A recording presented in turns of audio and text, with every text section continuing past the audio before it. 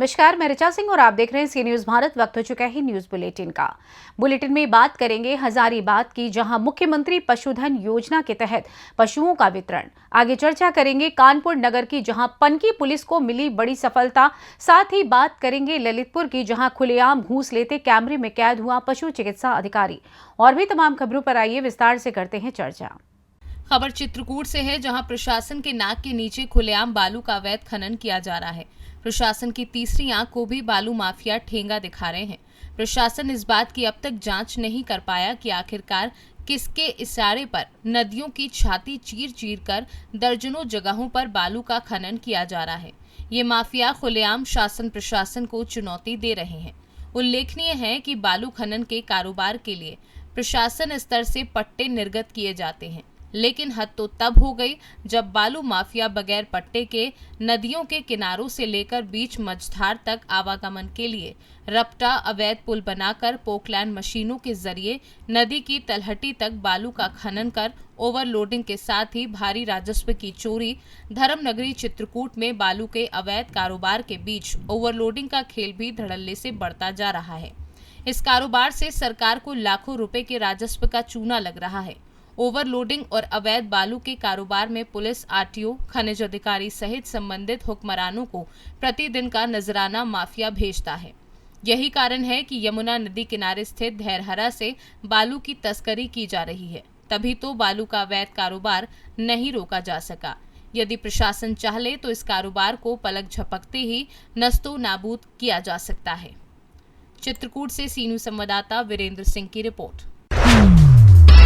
हजारीबाग से खबर है, जहां पादमा पशु चिकित्सालय परिसर पद्मा में चयनित लाभुकों के बीच मुख्यमंत्री पशुधन योजना के अंतर्गत कुल 9 लाभुक ललिता देवी, किरण देवी, मालो देवी, मोहन कुमार दास, अर्जुन राम, सुदामा देवी, दीपक कुमार पासवान, समूरी देवी, उड़हुल मासूमात को 75% एवं 90% अनुदान के तहत 4 बकरी एवं 1 बकरा ब्लैक बंगाल नस्ल का वितरण किया गया। मौके पर लाभुक को संबोधित करते हुए पादमा अंचलाधिकारी मोहम्मद मुजाहिद अंसारी ने कहा कि मुख्यमंत्री पशुधन योजना सरकार की महत्वाकांक्षी योजना है। इसके माध्यम से लाभुकों को 75% एवं 90% अनुदान मिल रहा है।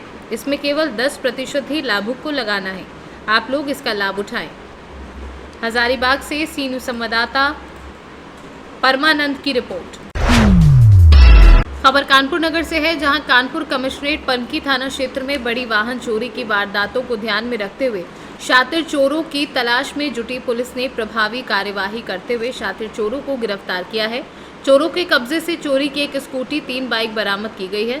पुलिस इनके गिरोह के अन्य सदस्यों का पता लगाने में जुटी है। पुलिस गिरफ्त में आए चोरों में कुछ का पुराना आपराधिक इतिहास रहा है। पुलिस द्वारा की गई इस कार्यवाही से वाहन चोरी की वारदातों में अंकुश लगेगा। गिरफ्तार किए बदमाशों से इंस्पेक्टर विक्रम सिंह गहनता से पूछताछ कर रहे हैं। शातिर चोरों की पनकी एसीपी निशांक शर्मा द्वारा जानकारी दी गई है। ये थाना पनकी पुलिस टीम के द्वारा एक सराहनीय कार्य किया गया है। दुपहिया वाहनों को चुराने वाले 2 चोरों को पकड़ा गया है और इनकी निशानदेही पर 4 दुपहिया वाहन बरामद हुए हैं, जिनमें 3 मोटरसाइकिल हैं और 1 एक्टिवा है। अभी हम इसे और एक्सप्लोर कर रहे हैं और इसमें आगे की वैधानिक कार्रवाई की जा रही है। कानपुर से सी न्यूज संवाददाता रोहित की रिपोर्ट। खबर लहरपुर से है, जहां मोहल्ला अंबरसराय आम के बगीचे में देसी दारू के दुकानदार व सफाई कर्मचारी के बीच विवाद हो गया। देखते ही देखते विवाद इतना बढ़ गया कि ये दूसरे के खून के प्यासे हो गए। इस दौरान दोनों घायल हो गए। मामले को लेकर लहरपुर कोतवाली में तहरीर दी गई है। सीतापुर से सी न्यूज संवाददाता अंकित अवस्थी की रिपोर्ट। खबर ललितपुर से है, जहां उत्तर प्रदेश के मुख्यमंत्री योगी आदित्यनाथ गौशाला में गायों की रखरखाव के लिए व्यवस्था कर रहे हैं। वहीं पर ललितपुर के पशु चिकित्सा अधिकारी भूसे के ठेके को 5 करोड़ से 7 करोड़ करने के लिए 3 लाख की रिश्वत ले रहे हैं, जिसका वीडियो भी सोशल मीडिया पर वायरल हो रहा है। वहीं इस मामले को लेकर अधिकारी चुप्पी साधे हैं। ऐसे में देखने वाली बात ये होगी कि वीडियो वायरल होने के बाद उच्चाधिकारी इस भ्रष्ट अधिकारी पर क्या कार्यवाही करते हैं। ललितपुर से सी न्यूज संवाददाता विकास सोनी की रिपोर्ट। खबर पाकुड़ से है, जहां नगर थाना क्षेत्र से मात्र 500 मीटर दूरी पर नेताई अगस्ती के बंद घर से दिन दहाड़े मामला सामने आया है। खाली मकान में दरवाजे को तोड़कर अज्ञात चोरों द्वारा वारदात को अंजाम दिया गया है। मकान मालिक की सूचना पर पहुंची पुलिस ने घटना के बाद घटनास्थल का मौके पर मुआयना किया। इस दौरान पड़ोसियों ने बताया कि दिन दहाड़े घर में चोरी हुई है। मकान मालिक आने के बाद ही सटीक पता चलेगा कि क्या क्या सामान की चोरी हुई है। पाकुड़ शहर में इन दिनों चोरों की चांदी है और चोर रात के अंधेरे में नहीं बल्कि दिन के उजाले में बेखौफ होकर चोरी कर चलते बनते हैं। घर में लगे सीसीटीवी फुटेज में 2 चोरों की घुसने की वारदात कैद हो गई है। अब देखना यह है कि क्या पुलिस इन चोरों का कोई सुराग लगा पाती है या फिर नहीं। घटना यही घटी कि हमको जो इस घर में निताई अवस्थी, जो उसका बढ़िया नाम है गुरु प्रसाद अवस्थी, हाँ, तो उसका घर में जो केयरटेकर है वो छोटा से ही इसी के घर में पला बड़ा हुआ है। ये लोग अपना रहता है। तो दोपहर में 3:30 सवा 3 के आसपास हमको समाचार मिला कि इसके घर में चोरी हो गया है। जब चोरी हुआ हम आए तो देखे जो ऐसा ऐसा दरवाज़ा खुला हुआ है, जो अलमीरा तोड़ा हुआ है, सामान सब बिखरा हुआ है और टीवी हमको दिखाई नहीं पड़ा, जो टीवी लगता है जो चोरी हो गया है। एक सिलाई मशीन वो भी लग रहा है जो चोरी हो गया है। और बाकी विशेष जो मकान का जो मालिक है वही बता पाएंगे क्या हुआ नहीं हुआ, क्या गया नहीं गया। इसकी सूचना मालिक को दी गई है क्या? मालिक को फ़ोन के द्वारा दिया गया है, उसका केयरटेकर भी दिया है, हम लोग भी दिए हैं। उन्होंने बताया क्या कि क्या कुछ चोरी हुआ? क्या क्या चोरी हुआ है? उन लोग कुछ नहीं बताया, ना हम पूछा। नहीं आप लोग देखे क्या क्या चोरी हुआ? हम जो देखा वही तो बोला जी। जो एक टीवी देखे जो मिसिंग देखे, एक सिलाई मशीन जो मिसिंग देखा, यही 2 चीज हमको। और छड़ का भी उपयोग किया था? अब जो रॉड तो देखे पड़ा हुआ था, रॉड जो आप लोग भी देखे। जी जी जी। और प्रतीत होता है जो खिड़की जो है पीछे तरफ वहाँ से तोड़ के ही वो लोग घुसने का चेष्टा घुसा है या उधर से निकला है। ठीक। कहीं कुछ पता अभी तक नहीं चला है और ना ही हमको कोई रिस्पांस दिख रहा है ऊपर से या प्रभारी से, थाना प्रभारी या कुछ ही किसी से भी दोबारा कोई जांच में भी नहीं आया है और ना ही में हमको कोई अभी तक आश्वासन मिला। यहाँ इवन तक कि जो कोर्ट से हमको फ़ोन भी आया था कि आपका जो घर पे चोरी हुआ है उसके प्रति लिखित दे दिया गया है यहाँ कोर्ट में कि इसका कोई सुराग वगैरह नहीं मिला। लेकिन हम ये जान रहे हैं कि अभी तक माने इन्वेस्टिगेशन में भी नहीं आए हैं सब लोग। एकदम सुरक्षित नहीं है। एक मिनट सर, महसूस कर रहे हैं पाकुड़ में? नहीं, पर सुरक्षित महसूस नहीं कर रहे हैं। कहीं भी एक दिन के लिए भी अगर हम घर छोड़ के जाना चाहते हैं तो हम पे संभव नहीं हो रहा है। डर बंधा हुआ है पूरा कि कब क्या घटना हो जाए। क्या नाम है सर आपका? मनोज कुमार मंडल। अभी व्यापारी क्या जनता भी अपने आप को असुरक्षित महसूस कर रही है। आज बीते 1-1.5 महीने से जो घटनाएं घटी है सारी आप लोग के नज़र के सामने हैं। और जो रेलवे गेट के पास जो बंदूक लहराते हुए गोलियां चली उस समय प्रशासन मौन रहा। उसके बाद भी घटना हुई, सरेआम 7:45 8 बजे की घटना हुई जो लूट करके व्यापारी से रुपए लेके गए। आज तक उस पर कोई कार्रवाई नहीं हुई। आज आप घर में रह करके सोचिए कि हम ताला बंद करके आज गर्मी का छुट्टी मनाने जाएं तो आप भी असुरक्षित हैं कि वो कब आपके घर से पूरा चंपत हो जाएंगे ले करके। और हर मोहल्ले की ये हाल है, कोई मोहल्ला बचा नहीं है जो कि सुरक्षित है। पुलिस प्रशासन बचाएंगे?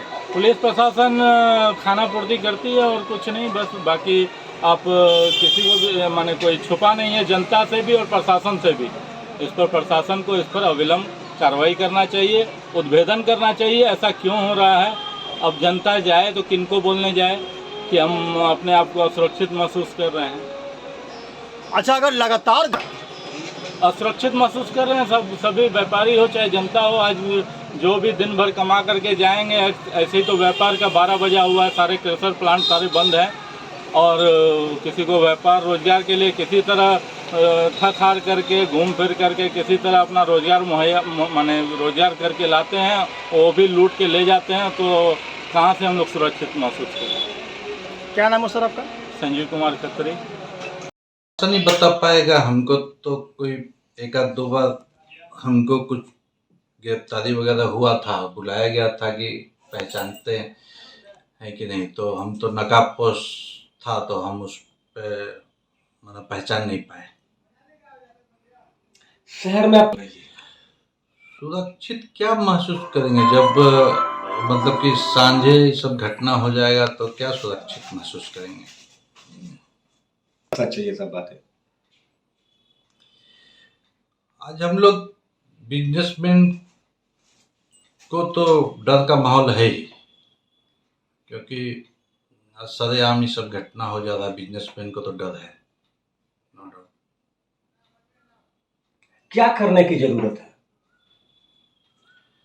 प्रशासन को सशक्त होने की जरूरत है। संतोष केजरीवाल। हाँ, सूचना मिला है, थाना से कुछ दूरी पर चोरी हुई है। बंद घर पर अज्ञात चोरों के द्वारा चोरी कर लिया गया है। इस समय में प्राथमिकी दर्ज की गई है और अग्रतर कार्रवाई की जा रही है। पुलिस कोशिश कर रही है जल्द से जल्द कांड का उद्भेदन हो। पाकुड़ से सीनू संवाददाता अभिषेक तिवारी की रिपोर्ट। खबर अंबेडकर नगर से है, जहां कस्बे में अल्ट्रासाउंड और डायग्नोसिस सेंटर की बाढ़ सी आ गई है, जो कि बिना रेडियोलॉजिस्ट के ही चला रहे हैं। कुछ ऐसा ही जनपद मुख्यालय के अथर्व डायग्नोसिस सेंटर पर देखने को मिला।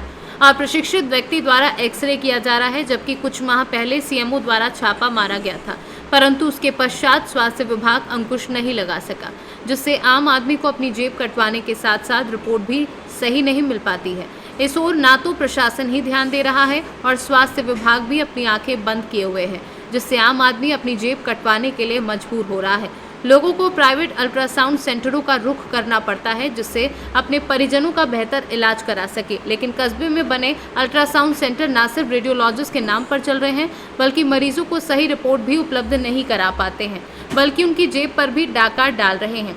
कस्बे में वर्तमान में जितने भी अल्ट्रासाउंड सेंटर संचालित है, सब स्वास्थ्य विभाग के रहमो करम पर चल रहे हैं। इन सेंटरों में रेडियोलॉजिस्ट बैठते ही नहीं हैं। कई बार इन पर छापे मारे जाने की कार्यवाही की जाती रही है, लेकिन मौके पर कोई कार्यवाही नहीं होती है। बाद में स्वास्थ्य विभाग में जाकर सेटिंग का खेल चलता है और बिना रेडियोलॉजिस्ट के ही सेंटर चलाने की परमिशन मिल जाती है। अंबेडकर नगर से सीनू संवाददाता अजय कुमार उपाध्याय की रिपोर्ट। खबर बांदा से है, जहां कमासिन थाना क्षेत्र लखनपुर गांव के खेत में पति पत्नी के संदिग्ध हालात में शव मिलने से हड़कंप मच गया। सूचना पर एसपी अभिनंदन सहित डॉग स्क्वाड और फील्ड यूनिट मौके पर पहुंची। कौशाम्बी जनपद के थाना पश्चिम शरीरा के जगौली निवासी पति रामबाबू पत्नी लक्ष्मी के शव कमासिन थाना क्षेत्र लखनपुर गांव के खेतों में पड़े मिले।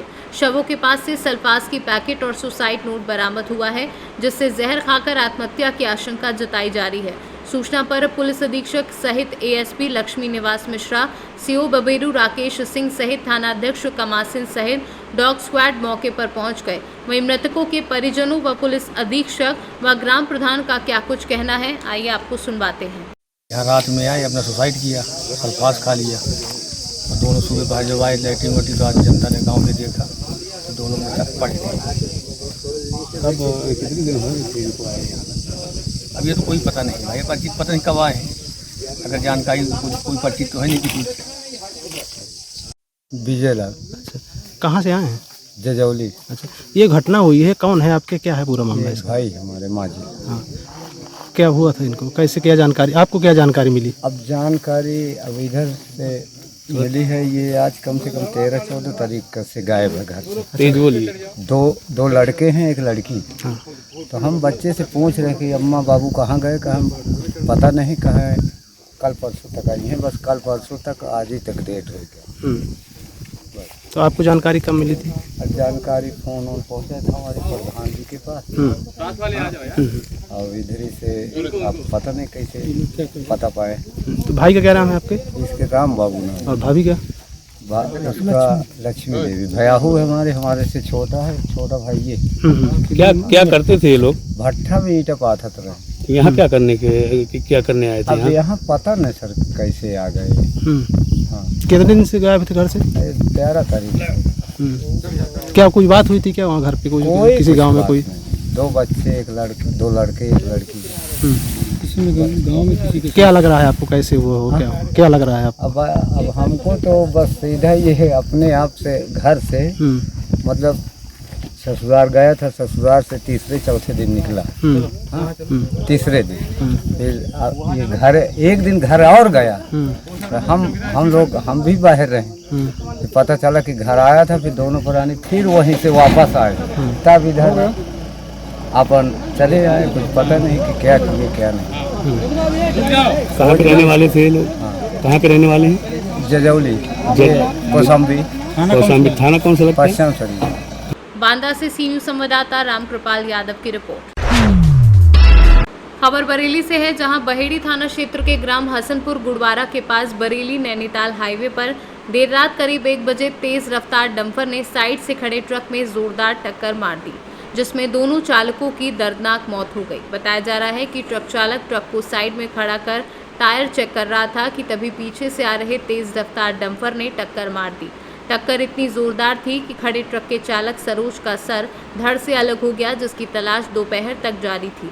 तो वहीं टक्कर के बाद दोनों वाहन खंती में जा गिरे और वहां से गुजर रही हाईटेंशन लाइन की चपेट में आ गए, जिसके चलते डंपर चालक आसिफ गंभीर रूप से घायल हो गया और अस्पताल ले जाते वक्त उसकी मौत हो गई। घटना की खबर मिलने पर CO doctor Tejveer Singh, inspector crime Guddu Singh भारी पुलिस फोर्स के साथ मौके पर पहुंचे। परिजनों ने दोनों शव का पंचनामा कर पोस्टमार्टम को भेज दिया है और क्रेन की मदद से दोनों वाहनों को खंती से निकलवाने के प्रयास जारी हैं। वहीं ट्रक चालक के सर की भी तलाश की जा रही है। बरेली से सी न्यूज संवाददाता अब्दुल वाजिद की रिपोर्ट। खबर बैतूल से है, जहां चोपना क्षेत्र के प्रतिष्ठित स्कूल शासकीय उच्चतर माध्यमिक विद्यालय चोपना के नाम से बीते दिन एक पिंटिस नागले नाम के फेसबुक यूजर द्वारा अपने फेसबुक पर शाला तथा प्रभारी प्राचार्य वंदना मंडल एवं शिक्षक सुभाष चंद्र मंडल के फोटो के साथ फेसबुक पर शाला में बने बच्चों के रिजल्ट के बारे में गलत जानकारी के साथ अन्य कई आरोप लगाते हुए फेसबुक पर पोस्ट किए, जिससे नाराज शिक्षक, पालक एवं जनप्रतिनिधियों द्वारा भारी संख्या में चोपना थाना पहुंचकर चोपना थाना प्रभारी छत्रपाल सिंह धुर्वे को ज्ञापन सौंपा तथा जल्द से जल्द क्षेत्र के प्रतिष्ठित शाला की छवि को सोशल मीडिया पर गलत जानकारी देकर धूमिल करने वाले पिंटिस नागले पर एफआईआर दर्ज कर कड़ी से कड़ी दंडनात्मक कार्यवाही करने की मांग की है। अभी जो दिख रहा है, चोपना थाने के सामने काफी संख्या में पालक और शिक्षकगण एकत्र हुए हैं, सर क्या मामला है? ये कोई पिंटिस नागले व्यक्ति द्वारा सोशल मीडिया पर कुछ पोस्ट करने के संबंध में ज्ञापन दिया गया है। उनके ज्ञापन के संबंध में जांच कर जो भी वैधानिक कार्रवाई हुई है वो की जाएगी। तो सर ये आरोपी का नाम क्या है? पिंटिस नागले कोई व्यक्ति है जिसके द्वारा सोशल मीडिया पर पोस्ट की गई है। सोशल मीडिया पर सर स्कूल के संबंध में गलत जानकारी? हाँ, गलत जानकारी के संबंध में कुछ पोस्ट की गई है। बैतूल से सी न्यूज संवाददाता नित्यानंद राय की रिपोर्ट। खबर प्रयागराज से है, जहां जिले के कचना थाना क्षेत्र के डीहा घाट पर गंगा स्नान करने के दौरान 2 नाबालिग बच्चों की डूबने से मौत हो गई। जानकारी के बाद हड़कंप मच गया। डूबने वाले बच्चों की पहचान चुप्पेपुर गांव के मंदी प्रजापति पुत्र राजकुमार प्रजापति, संकेत पुत्र ज्ञानचंद प्रजापति कक्षा 9 कक्षा 10 के छात्र के तौर पर की गई है। एसडीआरएफ की घंटों तलाश के बाद भी शव नहीं मिला। घटना की सूचना पर एसडीएम कचना राजेश श्रीवास्तव के साथ नायब तहसीलदार विनय कुमार द्विवेदी, नायब तहसीलदार मध्य जमुना प्रसाद वर्मा पहुंचे। हालांकि शव की तलाश लगातार जारी है। ग्रामीणों एवं मछुआरों की मदद से शव को खोजा जा रहा है। प्रयागराज से सी न्यूज संवाददाता मंगला प्रसाद पटेल की रिपोर्ट। फिलहाल न्यूज बुलेटिन में बस इतना ही। देश दुनिया की तमाम खबरों को जानने के लिए देखते रहिए सी न्यूज भारत। हर खबर आपके साथ, आपके हाथ।